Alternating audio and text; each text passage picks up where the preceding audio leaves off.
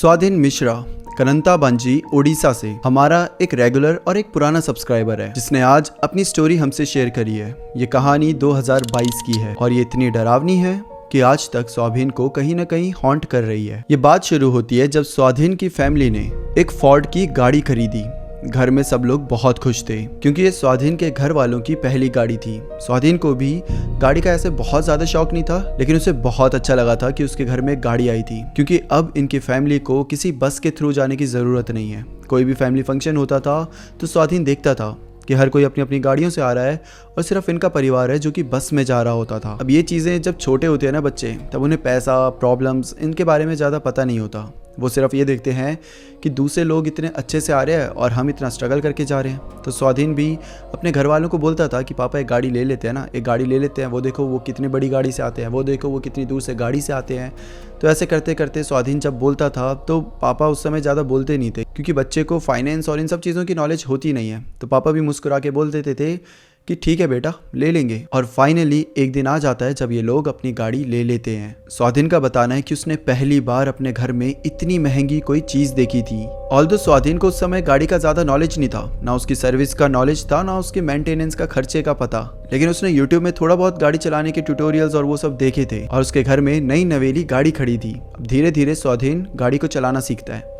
रोज़ सुबह होती थी जब वहाँ की सड़कें खाली होती थी, कोई जाम नहीं होता था, कोई लोग नहीं होता, तो अपनी गाड़ी लेकर निकलता था। पहले तो शुरुआत होती है क्लच ब्रेक से, जहाँ गाड़ी पर आप क्लच मारते हो धूम करके रुक जाती है और फिर आप बोलते हो शर्ट भाई कहीं गाड़ी ख़राब ना हो जाए। फिर से स्टार्ट करते हो और फिर होता है ना क्लच ब्रेक एक्सीलेटर, धीरे धीरे एक को छोड़ना पड़ता है, एक को दबाना पड़ता है। स्वाधीन उसमें बैलेंस ही नहीं कर पाता था। कभी क्लच जल्दी छोड़ दिया, एक्सीलेटर दबा नहीं, गाड़ी खड़ी हो गई।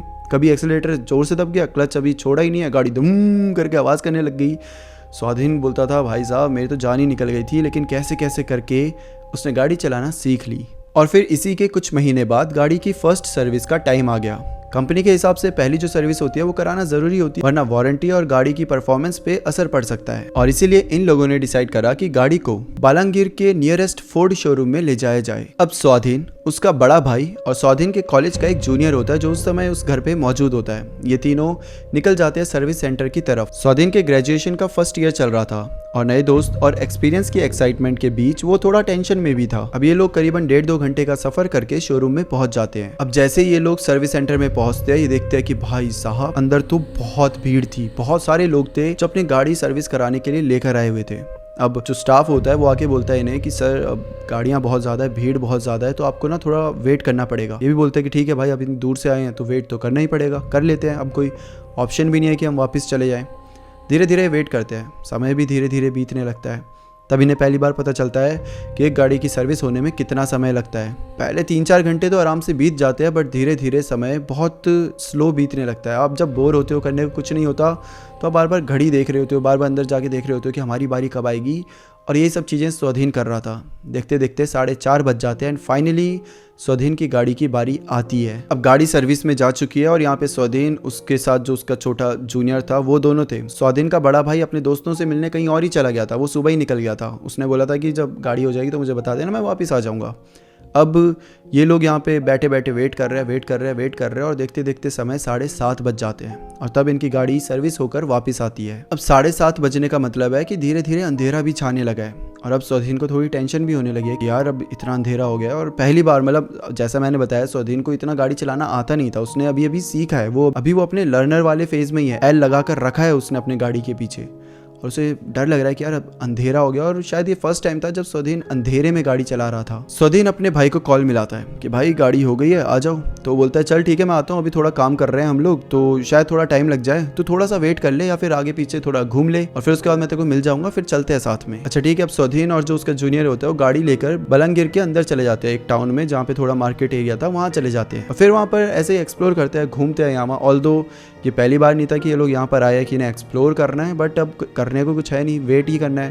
तो उन्होंने कहा चलो ठीक है, थोड़ा सा यहाँ वहाँ घूम ही लेते हैं। अब ये मार्केट में आ जाते हैं। मार्केट में थोड़ी रोशनी थी, लोग इधर उधर चल रहे थे और कुछ दुकानें खुली हुई थी, लेकिन धीरे धीरे रात गहरी होने लगी। मार्केट का जो रश था वो कम होने लगा, सारे लोग धीरे धीरे अपने घर जाने लगे और जो वहाँ दुकानें खुली भी थी वो धीरे धीरे बंद होने लगी। स्वाधीन के दिमाग में सिर्फ एक ही बात चल रही थी कि यहाँ से इनका जो घर है वो 80 किलोमीटर दूर है और अब रात भी एकदम घनी हो चुकी थी। अब इस रात में स्वधीन को गाड़ी चलानी थी। स्वधीन का बताना है कि इन्हें वेट करते करते लगभग 10:30 बज चुके थे और तब जाके इनका भाई आता है। पता नहीं अब भाई अपने दोस्तों के साथ कहाँ था, लेकिन जहाँ भी था उसने आने में बहुत टाइम लिया। अब 10:30 बज चुके हैं, अब भाई भी भूखा है, उसने खाना भी नहीं खाया, तो बोलता है यार थोड़ा सा खाना वाना खाते हैं फिर चलते हैं। खाना खाते खाते 11:30 बज जाते हैं। स्वधीन अपने भाई को बोल भी रहा था कि भाई यार रात बहुत हो गया, तो भाई बोल रहा है अरे तो क्या हो गया भाई, रात को तो ऐसे भी भीड़ कम होती है, आराम से चलाएगा, तो टेंशन मत ले। जिसके बाद ये 11:30 बजे अपना खाना वाना पूरा ख़त्म करके फाइनली अब घर की तरफ निकलते हैं। रात का टाइम, सुनसान हाईवे और लंबा सफ़र, सब कुछ अजीब और थोड़ा डरावना लग रहा था। हवा थोड़ी ज़्यादा ही ठंडी थी और रोड पे सिर्फ कहीं कहीं पर कुछ गाड़ियां दिख जा रही थी और हर जगह आसपास सिर्फ अंधेरा ही अंधेरा। स्वधीन अभी नया नया ड्राइविंग सीखा था, स्टीयरिंग पकड़ते हुए उसका कॉन्फिडेंस अभी पूरा डेवलप भी नहीं हुआ था और इसीलिए वो धीरे धीरे गाड़ी चला रहा था। अब ये पतनागढ़ पहुंच जाते हैं, जहां तक सब कुछ ठीक था, बिल्कुल नॉर्मल चल रहा था। धीरे धीरे स्वधीन को भी कॉन्फिडेंस आ रहा था कि हाँ वो चला सकता है। लेकिन पतनागढ़ पार करने के बाद एक 40 किलोमीटर का स्ट्रेच आता है जहां पर रोड काफी खराब है, दोनों तरफ सिर्फ जंगल है और स्ट्रीट लाइट का तो नामो निशान ही नहीं है। सिर्फ एक पतली सी रोड है जो अंधेरे में घुल जाती है। वहां से आगे का सफर अब सस्पेंस और टेंशन भरा था। एक ऐसा रास्ता जहां रात के 12 बजे के बाद अकेला सफर किसी के लिए भी खौफनाक हो सकता है। स्वधीन ध्यान से गाड़ी चला रहा था कि अचानक एक ब्रेकर जैसा आता है, एक हम्प टाइप, और स्वधीन की गाड़ी अचानक से उछल जाती है। पहले स्वधीन को लगता है शायद रोड खराब होगा, उसकी वजह से हुआ, लेकिन धीरे धीरे स्वधीन के हाथ में जो स्टीयरिंग होती है वो भारी हो रही थी। स्वधीन तुरंत गाड़ी को रोक देता है और जब नीचे उतर कर देखता है तो देखता है कि स्वधीन की गाड़ी का जो टायर होता है वो पंक्चर हो गया था। रात के करीबन 12:30 बजे घर से 40 किलोमीटर दूर इतने अंधेरे में जंगल के बीच स्वधीन की गाड़ी का टायर पंक्चर हो चुका था। स्वधीन का दिल हल्का सा घबराने लगा, लेकिन उसका बड़ा भाई उसके साथ था, इसलिए थोड़ी हिम्मत भी बनी हुई थी। उसने स्पेयर व्हील निकाला और टायर चेंज करने लगा। अब स्वधीन को यह भी नहीं पता कि अब करूं तो करूं क्या। वो जल्दी से यूट्यूब चलाने की कोशिश करता है, थोड़ा बहुत यहाँ वहाँ से पूछ के उसे पता चलता है कि जो स्टीयरिंग व्हील है उसको पंक्चर वाले टायर से चेंज करना है। अब वो कैसे करना है वो भी यूट्यूब और इंटरनेट की मदद लेकर ही उसे पता चलता है। नया ड्राइवर होने की वजह से जैक लगाना और गाड़ी उठाना थोड़ा सा मुश्किल हो रहा था। जैसे ही उसने जैक लगाया और थोड़ा गाड़ी ऊपर उठी, तभी एक अजीब सी आवाज सुनाई देती है, जैसे कि कोई धीरे धीरे रो रहा हो, एक हल्की सी दबी हुई सी चीख। स्वधीन को लगता है शायद जैक या मेटल का फ्रिक्शन साउंड होगा और रात के टाइम में जंगल में आवाज थोड़ी एको भी हो रही होगी। उसने इग्नोर कर दिया, लेकिन 2 मिनट बाद एक छोटे बच्चे के जोर जोर से रोने की आवाज आने लगी। स्वधीन के हाथ वहीं पर कांपने लगे। धीरे से उसने अपने भाई की तरफ देखा तो उसका भाई एकदम शांत आवाज में कहता है, तू टायर चेंज कर, मैं यही हूँ। स्वधीन वापस से अपने काम में लग गया, लेकिन इस बार उसकी सांसें और ज्यादा तेज हो गई थी और रात के अंधेरे में जंगल के बीच वो आवाज जैसे कि मानो पूरी तरीके से स्वधीन का पूरा कंसंट्रेशन अपनी तरफ खींच रही हो। कुछ भी नॉर्मल नहीं लग रहा था। छोटी छोटी आवाज भी अब स्वधीन को डराने लगी थी। और उसके बाद वो जो धीरे धीरे बच्चे के रोने की आवाज आ रही थी वो धीरे धीरे एक औरत की आवाज में बदल जाती है। एक ऐसी आवाज जो कि मानो एक औरत दर्द में चिल्ला रही हो। स्वधीन की पूरी बॉडी कांपने लगी। रात का अंधेरा और घना हो गया। इस समय पर आसपास भी कोई गाड़ियां नहीं निकल रही थी। पूरे जंगल में मानो कि सिर्फ स्वधीन और उसके दोस्त अकेले हों और उस औरत के रोने की आवाज और ज्यादा क्लियर होती जा रही थी। गाड़ी ऑलमोस्ट ऊपर उठ चुकी थी, बस व्हील के 4 नट्स खोलने बाकी थे। जैसे ही स्वधीन ने पहला नट खोला, आवाज और तेज हो गई। उसका डर कंट्रोल से बाहर जा रहा था। तुरंत उसने गाड़ी का विंडो डाउन किया और फोन से हनुमान चालीसा फुल वॉल्यूम में चला दी। अब स्वधीन का जो जूनियर होता है, जो गाड़ी में ही बैठा हुआ था, उसका रिसेंटली ब्रेकअप हुआ था और वो अलग ही जोन में था। वो हनुमान चालीसा जब सुन रहा था तो उसको बड़ा अजीब सा लगा और उसने सीधा फ़ोन लेकर वॉल्यूम डाउन कर दिया। स्वधीन ने गुस्से में उसे कहा कि ओए गाड़ी में ही रहिए और वॉल्यूम पूरा कर। जिसके बाद उस जूनियर को भी समझ नहीं आया कि क्या हो गया। उसने कुछ ज़्यादा पूछा नहीं और वॉल्यूम पूरा अप करने के बाद वो फिर से अपने सीट में बैठ के सोने लगा। अब जब स्वधीन उस गाड़ी के पहिए को निकालने की कोशिश कर रहा था तो अजीब बात ये थी कि वो टायर हिल ही नहीं रहा था। चारों नट खोलने के बाद भी जैसे मानो टायर एकदम जाम हो चुका था। स्वधीन को ऐसा लग रहा था कि जैसे वो टायर निकालने की कोशिश कर रहा है, कोई अदृश्य शक्ति उस टायर को ऐसे पकड़ के बैठी है। कैसे तो करके अपने भाई को बुला के बहुत जान लगा कि उन्होंने टायर को खींचा और जल्दी से टायर को चेंज कर दिया। जिसके बाद 4 नट्स लगाए और स्वधीन के दिमाग में सिर्फ एक बात चल रही थी कि इस रास्ते पे रुकना बिल्कुल भी सेफ नहीं है। स्वधीन जो अभी तक 60 भी नहीं छू पा रहा था, 40-50 की स्पीड से चला रहा था। अचानक से 100+ की स्पीड में भगाने लगा गाड़ी। बगल में बैठा उसका भाई और पीछे बैठा वो जूनियर, दोनों उसे यही कह रहे कि भाई क्या हो गया क्या हो गया। जूनियर को इतना ज्यादा डर लग जाता है कि बोलता है कि भाई ब्रेकअप मेरा हुआ है, तू क्यों ऐसी एक्टिंग कर रहा है, भाई तू तो धीरे चला दे। और स्वाधीन धीरे नहीं चला रहा, उसको कैसे भी करके वहां से बस बाहर निकलना है। और तभी सबसे डरावनी चीज होती है, गाड़ी के सामने से अचानक से एक वाइट कलर का फिगर एकदम ऐसे क्रॉस कर जाता है। पहले वो फिगर लेफ्ट से ऐसे राइट की तरफ क्रॉस होता है। स्वाधीन ने डर में आकर ब्रेक नहीं लगाई बल्कि एक्सीलरेटर दबाकर गाड़ी और तेज भगाना शुरू कर दिया। और कुछ टाइम बाद वही सेम फिगर राइट से ऐसे लेफ्ट की तरफ क्रॉस करता है। अब वो मेल था या फीमेल ये स्वाधीन को समझ नहीं आया, बस एक अजीब सा फिगर था जो कि ढंग से दिखाई भी नहीं दिया। स्वाधीन तो इतना डर गया था कि रियर व्यू मिरर में देखने की भी उसकी हिम्मत नहीं हो रही थी। स्टीयरिंग व्हील सीधा पकड़े हुए हनुमान चालीसा चलाते हुए वो बिना पीछे देखे गाड़ी भगाता रहा। अब स्वाधीन गाड़ी को और तेज भगा रहा है। उसने कुछ नहीं देखा, बस वो स्टीयरिंग सीधा पकड़े हुए बस भगाए जा रहा है। और तभी स्वाधीन देखता है उसकी लेफ्ट साइड में एक औरत होती है, सफेद रंग की साड़ी में उसी के साथ चल रही होती है। वो सीधा उसकी खिड़की के पास गाड़ी के साथ साथ भाग रही थी। और सबसे अजीब बात ये थी कि वो औरत सिर्फ स्वाधीन को दिखाई दे रही थी, ना उसके भाई को, ना उसके पीछे बैठे दोस्त को। उस औरत ने सफेद रंग की साड़ी पहनी हुई थी और उसके बाल पूरे आगे लटक रहे थे और इसीलिए उसका चेहरा बिल्कुल नहीं दिखाई दे रहा था। लेकिन स्वाधीन क्लियरली महसूस कर पा रहा था कि वो औरत भागते हुए भी स्वाधीन को घूर रही थी, सीधा उसकी आंखों में।